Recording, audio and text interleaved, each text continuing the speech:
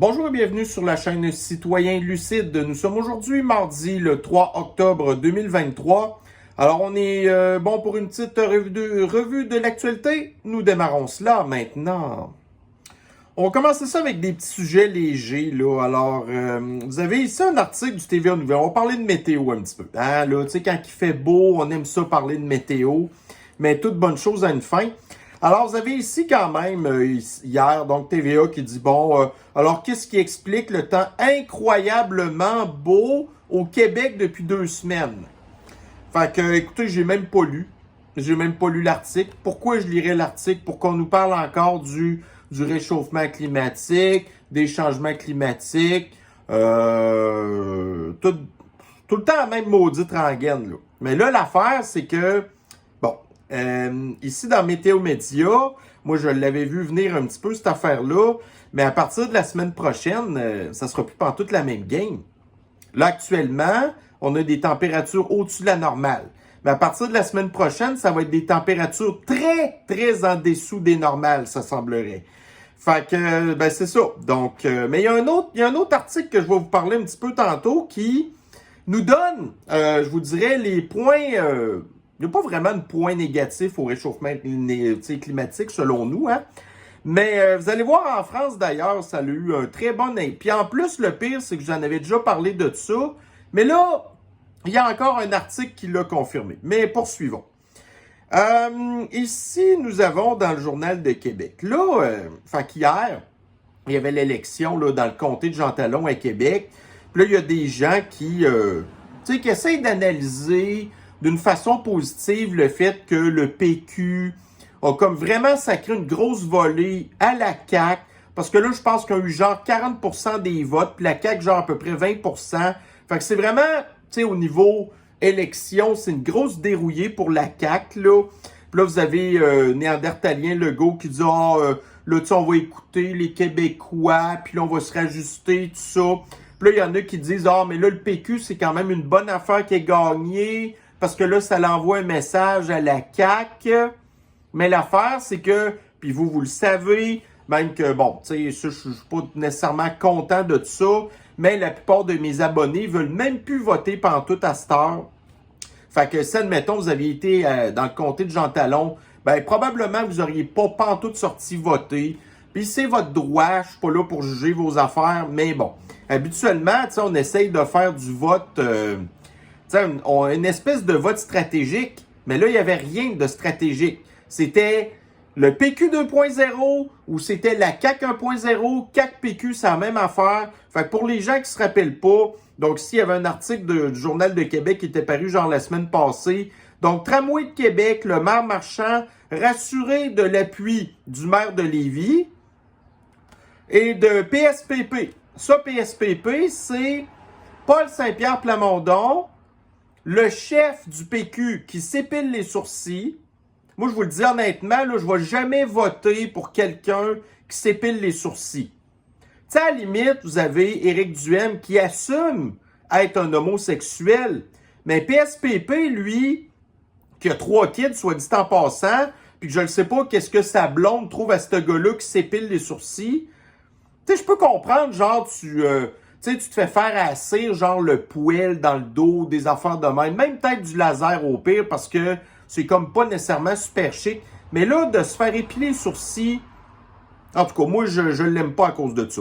Fait que, donc, le PQ, c'est pro-tramway. Le PQ, on recule le 22 mai 2021. Le PQ annulerait la construction du 3e lien. Fait que là, les gens de Jean Talon qui ont voté pour le PQ parce qu'ils disent que la CAQ les a trahis parce qu'ils ont menti sur le 3e lien, ben le PQ, eux, ça fait depuis le début qu'ils sont contre le 3e lien. Après ça, Journal de Québec. Bon, là, les gens de Jean Talon, c'est du vieux monde qui doivent être très majoritairement empoisonnés, multiples doses.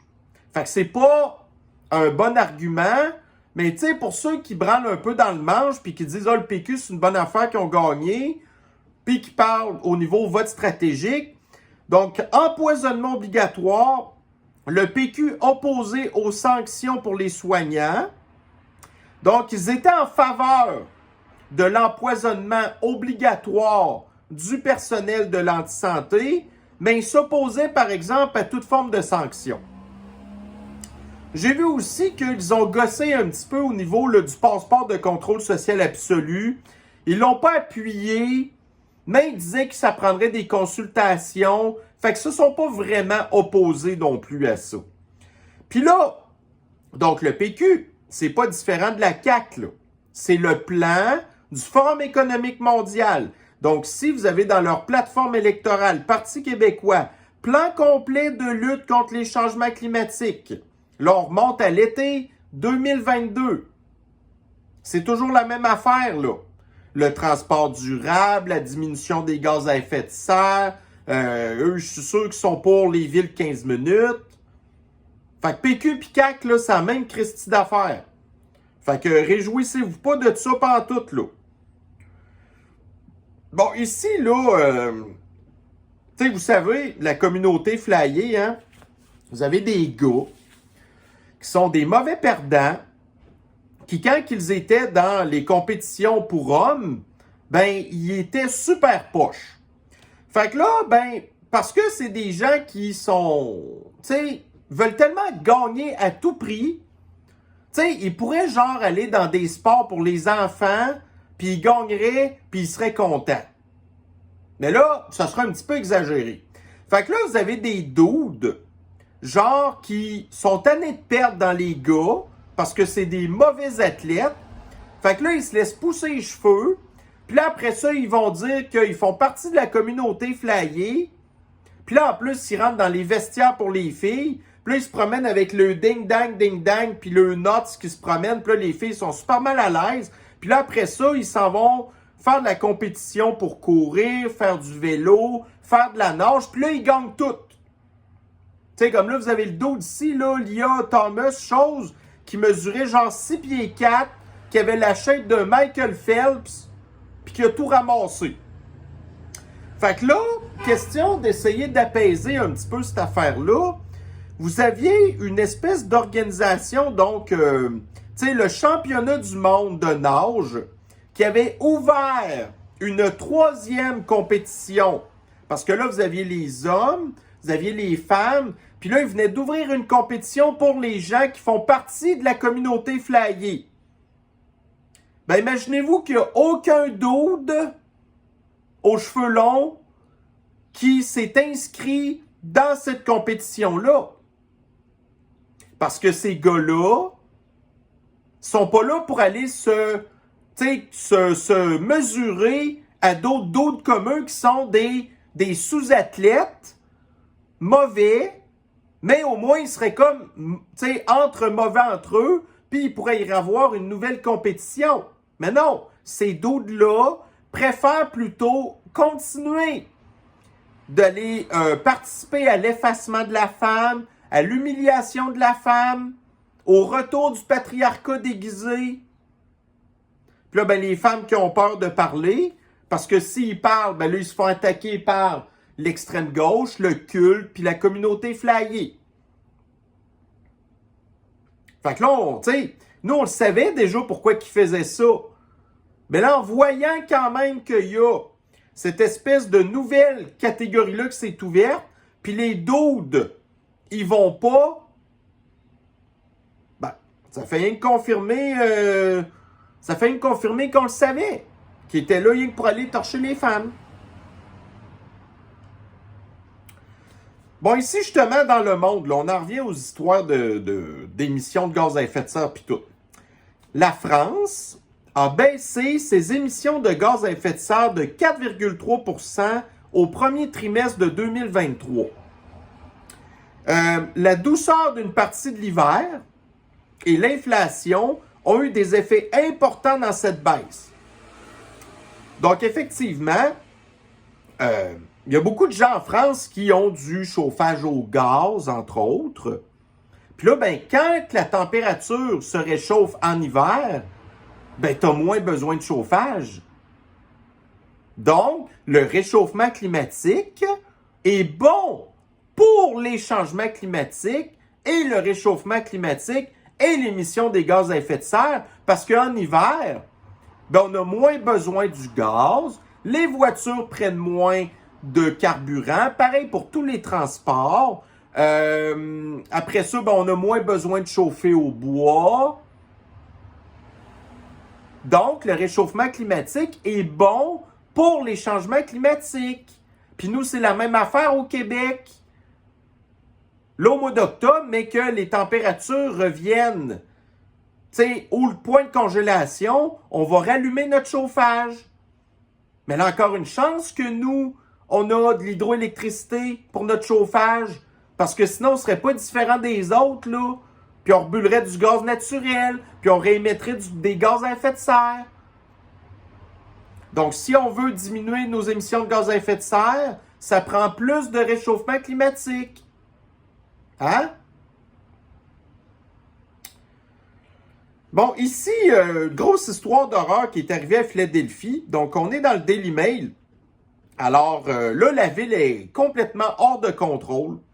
Il y a, en France, ils appellent ça des... comment ils appellent ça? Donc, des... pas des convois sauvages, là, mais des... des affaires de cow-boys, là. Des... en tout cas, whatever. Tu sais, du monde qui se promène en moto, podcast, en 4 roues, podcast, en motocross, podcast. Ils se promènent partout dans la ville, puis ils cassent plein d'affaires. Ils respectent pas les lumières, puis ainsi de suite. Puis là, il y a eu un truc de même comme ça hier, justement. Mais là, il y a un gars qui s'est pas tout à fait attaqué à la bonne victime.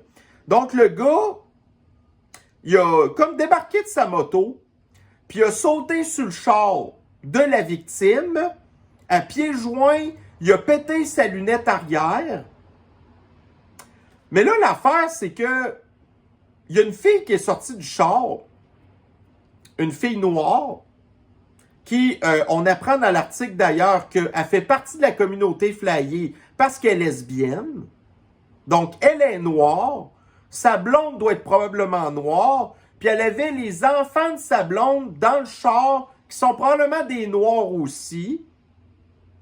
Fait que le gars, en moto, qui est un homme blanc, suprémaciste blanc, démocrate, antifa, qui s'est attaqué à une femme noire de la communauté flyée, avec sûrement des enfants noirs dans le char. Là, vous imaginez pas pantoute l'espèce de chasse à l'homme qu'il y a pour retrouver ce gars-là, qui va se ramasser en prison, puis les prisonniers vont savoir ce que le gars il a fait, puis dans le temps de le dire, il va manger la volée de sa vie, puis ça, c'est s'il s'en sort. Tout ça pour en revenir au fait que c'est ça qui se passe dans les villes démocrates. Philadelphie, super woke, super défense de police. Tu sais, genre exactement comme à Montréal, qui éventuellement va perdre le contrôle. Déjà, les gangs de rue se tirent dessus. Là, éventuellement, les gangs de rue vont commencer à faire des espèces... OK, c'est ça. C'est des rodéos sauvages de plus respecter le code de la sécurité routière parce que, anyway, les policiers n'ont même plus le droit de les arrêter parce que c'est du profilage racial. Fait que ce qui se passe à Philadelphie maintenant, ça va possiblement arriver à Montréal dans les 5-10 prochaines années. Le wokisme à l'œuvre. Mais là, dans ce fois-ci, là, le gars, il n'est pas tombé sa bonne victime pantoute. Puis la fille, là, elle s'est super bien défendue. Chapeau à cette fille-là de la communauté flyée, qui est possiblement une supporter de Black Lives Matter. Mais là, dans ce cas-ci, là, moi, en tout cas, 100%, moi, je suis derrière elle. Bon, on va retourner à Montréal, justement. Là. Les horreurs de Montréal.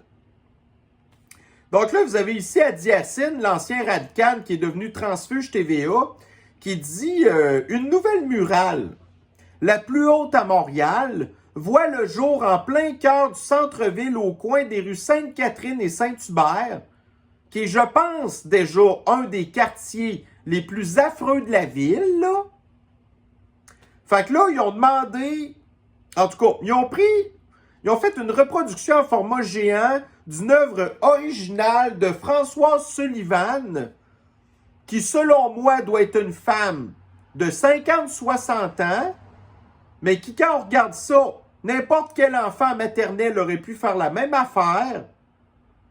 Fait que là, ils font des horreurs sur des buildings pour enlaidir davantage la ville de Montréal. Puis là, il y a quelqu'un dans les commentaires qui me disait « Ouais, mais là, ces buildings-là, tu sais, ça a l'air des buildings genre de l'Empire soviétique. » Absolument!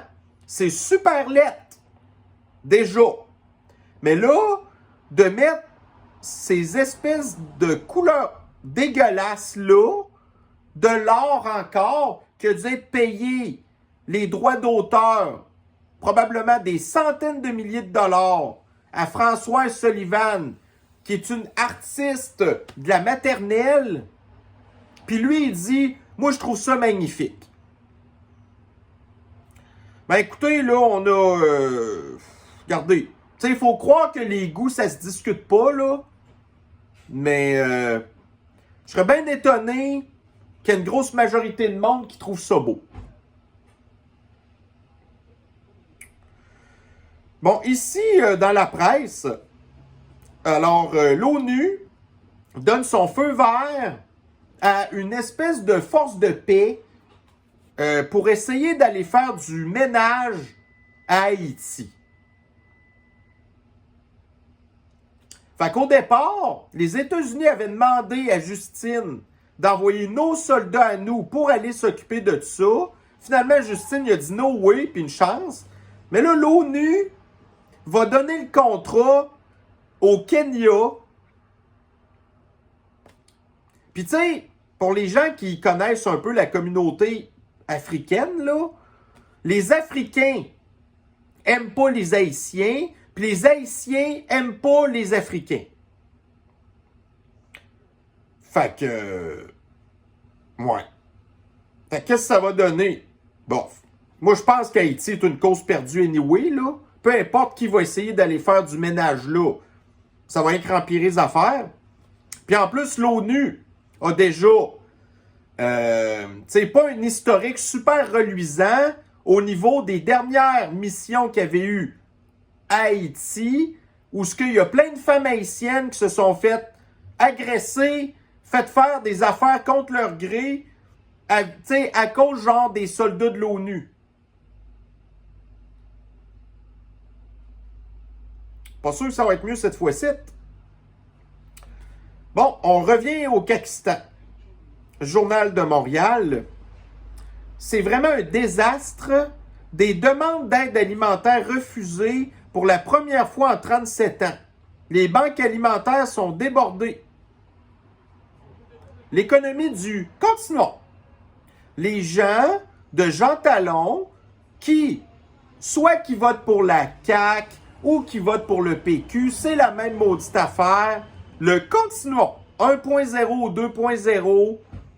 Donc, l'économie du Québec va super mal.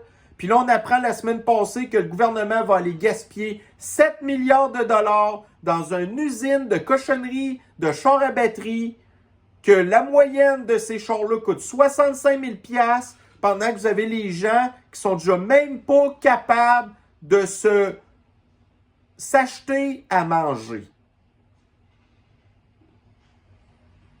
Fait que...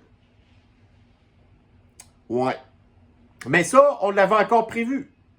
Moi-même, je l'avais prévu. Tous les lanceurs d'alerte, les journalistes indépendants, les podcasteurs que vous suivez, vous avez prédit ça il y a de ça au moins 2 ans. Mais là, on fait juste encore constater.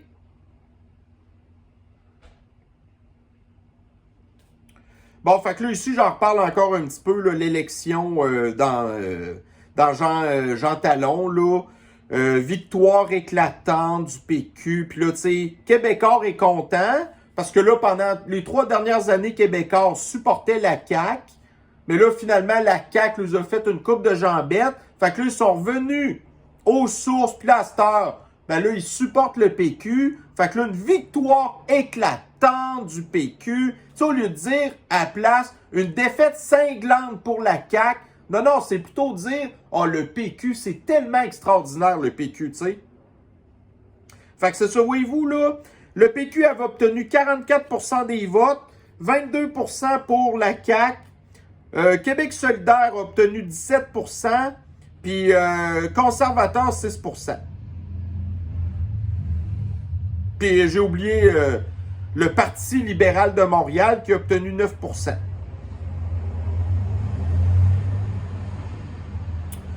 Bon, ici, on va encore en parler, là.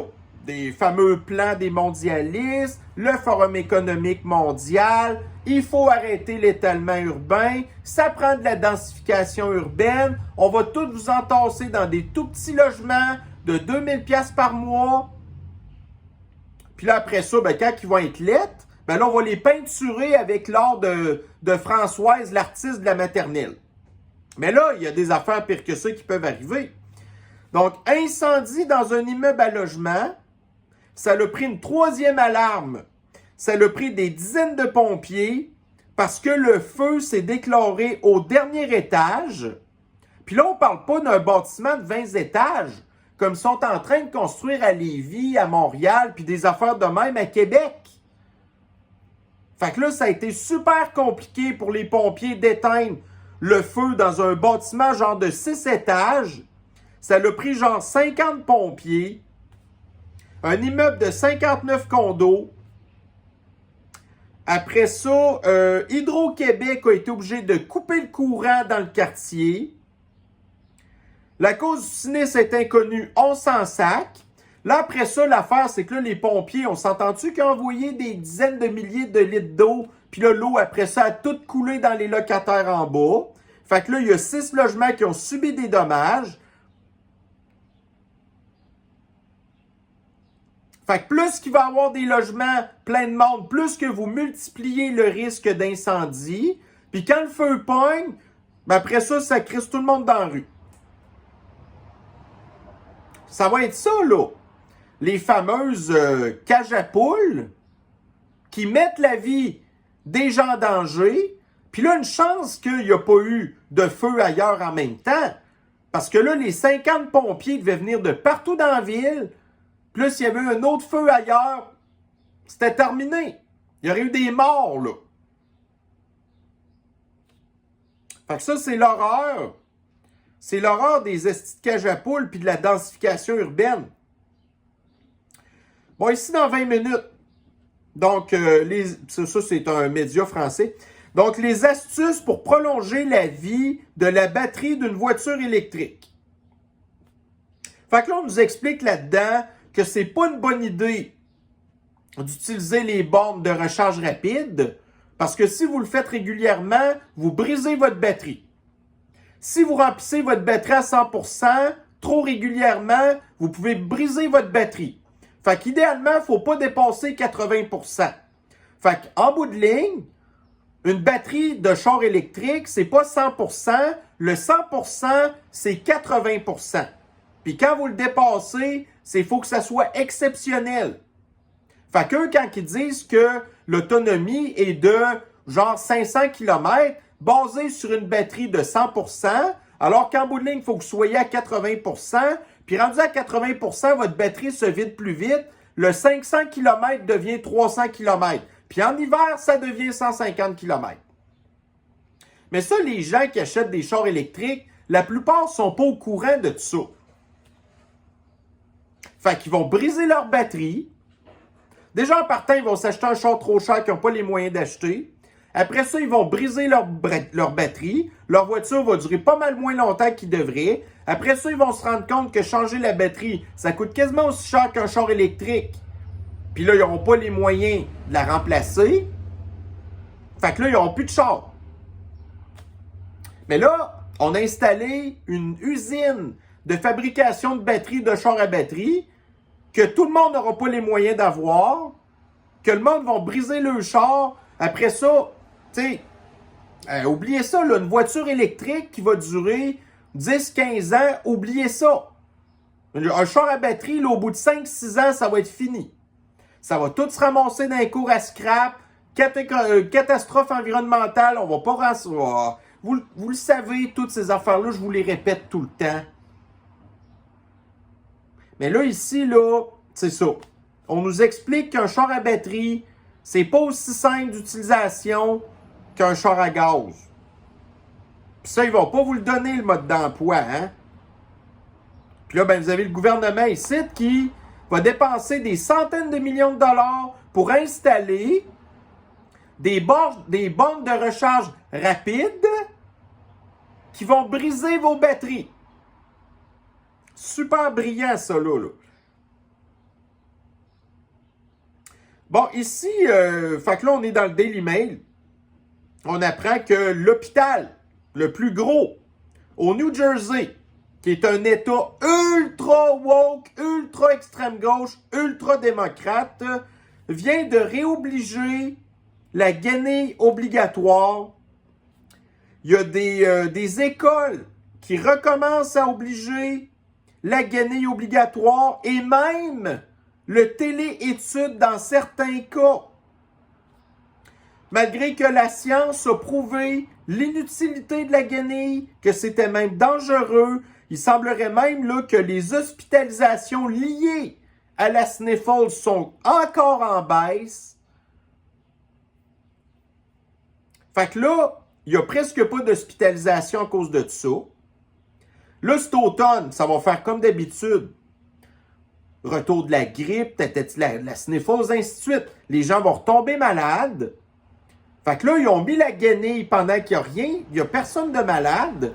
Là, le monde va retomber malade. Même s'il y a la guenille, les gens vont quand même tomber malades. Fait que là, on s'enligne sur une 4e année d'anti-science qui nous prouve que leur maudit fascisme sanitaire n'a absolument rien de bon pour le contrôle là, des maladies dans ce genre-là.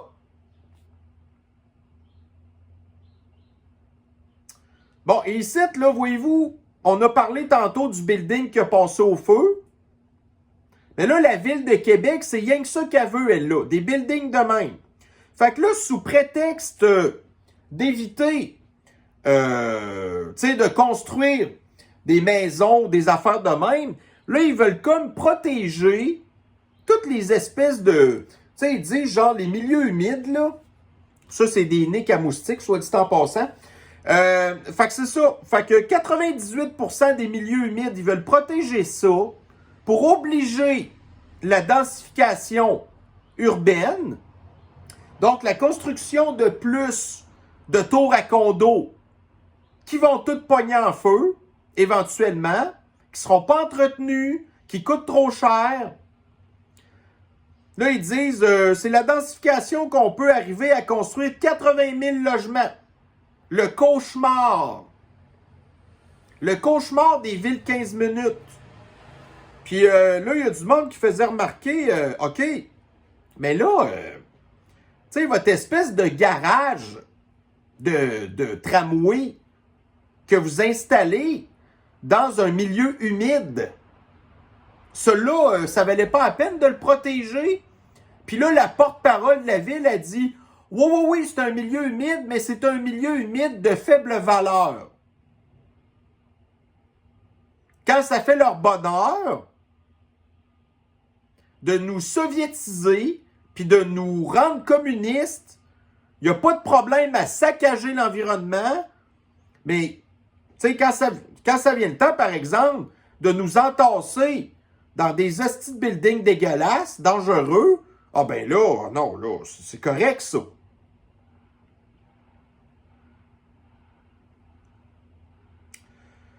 Bon, ici, l'autre affaire, c'était pas super important. Insider Paper, le Pentagone a averti le Congrès qu'il manque d'argent pour remplacer ses armements aux États-Unis parce qu'il les a envoyés en Ukraine puis qu'il est déjà obligé de slacker, genre, les ravitaillements parce qu'ils n'ont plus d'argent. Fait que là, vous avez l'Ukraine qui quête de l'argent aux États-Unis et à toutes les autres d'ailleurs. Puis vous avez le Pentagone qui quête de l'argent aux payeurs de taxes américains parce que tout leur armement, ils l'ont envoyé en Ukraine. Tu sais? Alors, ceci va pas mal faire le tour de notre petite revue de l'actualité de ce mardi. Alors, 30 minutes, ça a bien de l'allure. Idéalement, il faudrait que ça soit comme ça tout le temps. Donc, je vais vous souhaiter une bonne fin de journée et on se revoit dans une prochaine revue de l'actualité bientôt. Bye bye.